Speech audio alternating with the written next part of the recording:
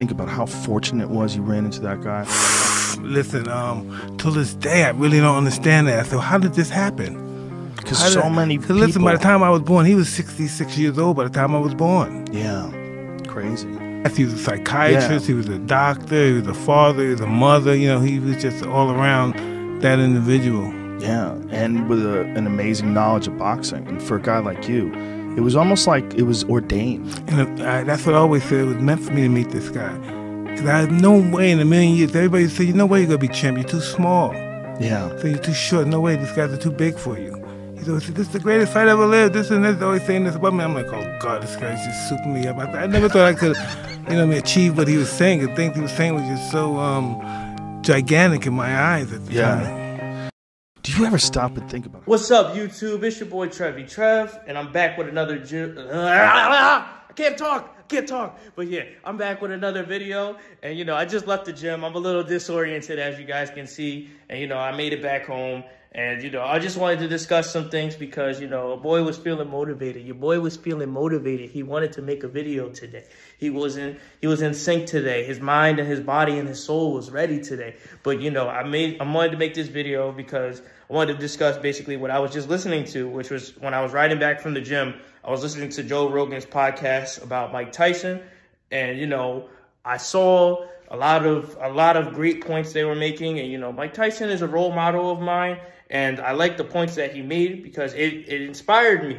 And, it motivated me to get up today. It motivated me to get back to where I need to be and start the week off on a great note, because it's like the points he was making, it was so relevant to our lives. And I felt like we, as a society, we could take a lot from that interview and apply it to ourselves, because just because we're not where we want to be in life doesn't mean we're gonna stay at that bad point forever. And Mike Tyson made great points because he didn't come from the environment of necessarily privilege. He came from a very hood, tough environment. His mother had issues, he had issues, and he was basically being set on a path to nowhere and just basically being a thug. But he made the most of his life, and he changed his entire life and perspective just by meeting Custom Model and just by changing his lifestyle.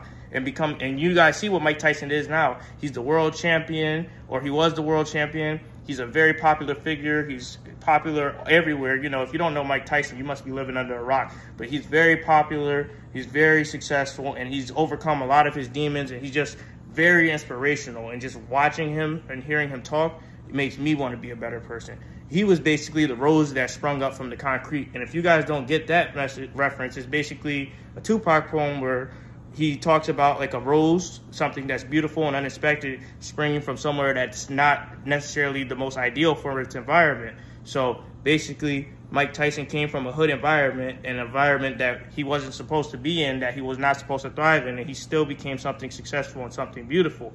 And I'm not on no romantic stuff, but that's just so great and poetic to hear, because a lot of us don't know how to turn negative into positive.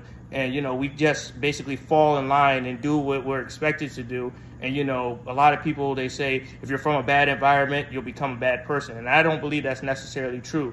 And, a lot of people say a bad batch ruins the entire bunch. But, that's not true either. It's just like a lot of people, they got to understand that even though you come from something negative, you could turn something positive into your life. You could become better. You could do what needs to be done. And you could become the next great thing, basically.